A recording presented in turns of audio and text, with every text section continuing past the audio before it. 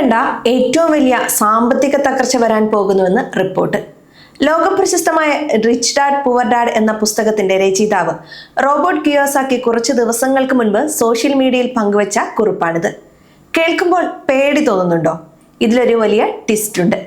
സത്യം പറഞ്ഞാൽ കിയോസാക്കി ഇത് ഇന്നലെയും തുടങ്ങിയതല്ല. കഴിഞ്ഞ കുറച്ച് വർഷങ്ങളായി അദ്ദേഹം ഇക്കാര്യം തന്നെയാണ് പറഞ്ഞുകൊണ്ടിരിക്കുന്നത്. എന്തുകൊണ്ടാണ് കിയോസാക്കി ഇങ്ങനൊരു മുന്നറിയിപ്പ് ഇപ്പോൾ നൽകുന്നത്? അദ്ദേഹം പറയുന്നത് വരാൻ പോകുന്നത് ഒരു ക്രാഷ് മാത്രമല്ല, ഒരു ഗ്രേറ്റ് ഡിപ്രഷൻ തന്നെയാകാൻ സാധ്യതയുണ്ടെന്നാണ്. അതായത് 1929 ഉണ്ടായതുപോലെയുള്ള ഒരവസ്ഥ. പക്ഷേ ഇവിടെ ഒരു രസമുണ്ട്. കിയോസാക്കി നമ്മളെ പേടിപ്പിക്കുകയല്ല ചെയ്യുന്നത്, പകരം ഇതൊരു വലിയ അവസരമാണെന്നാണ് അദ്ദേഹം പറയുന്നത്.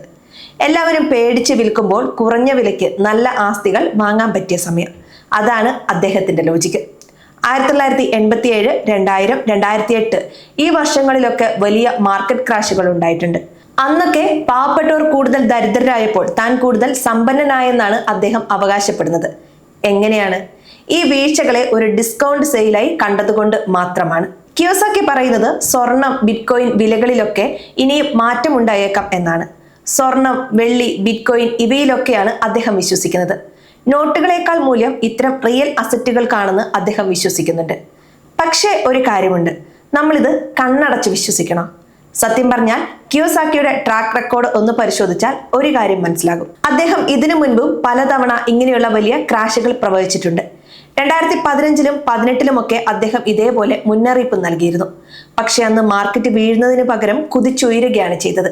അതുകൊണ്ട് തന്നെ കിയോസാക്കി പറയുന്നത് പോലെ അങ്ങ് സംഭവിക്കുമെന്ന് നമ്മൾ കരുതേണ്ടതില്ല. ഇവിടെ നമ്മൾ ഗൗരവമായി ചിന്തിക്കേണ്ടതുണ്ട്. ഒരു വലിയ സാമ്പത്തിക തകർച്ച വരികയാണെങ്കിൽ അതൊരു സാധാരണ മലയാളി കുടുംബത്തെ എങ്ങനെ ബാധിക്കും? നമ്മുടെ ഹോം ലോൺ, EMI, കുട്ടികളുടെ പഠനം, നിത്യചെലവുകൾ ഇതൊക്കെയാണ് നമ്മുടെ മുന്നിലെ ഏറ്റവും വലിയ ചോദ്യങ്ങൾ.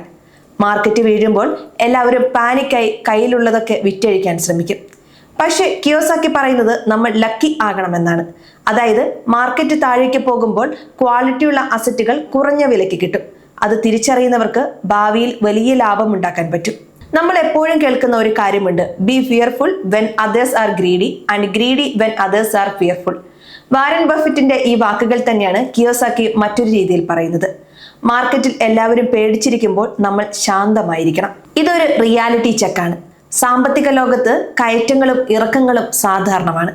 1929-ലെ ഡിപ്രഷൻ കഴിഞ്ഞും ലോകം മുന്നോട്ട് പോയിട്ടുണ്ട്.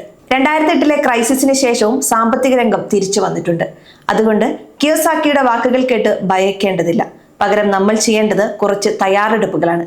കയ്യിലെപ്പോഴും കുറച്ച് പണം കരുതുക, ആവശ്യമില്ലാത്ത കടങ്ങൾ ഒഴിവാക്കുക, ഒരു എമർജൻസി ഫണ്ട് എപ്പോഴും കൂടെയുണ്ടെന്ന് ഉറപ്പുവരുത്തുക. ഇതൊക്കെ ഉണ്ടെങ്കിൽ ഏത് ക്രാഷ് വന്നാലും നമുക്ക് അതിജീവിക്കാൻ പറ്റും.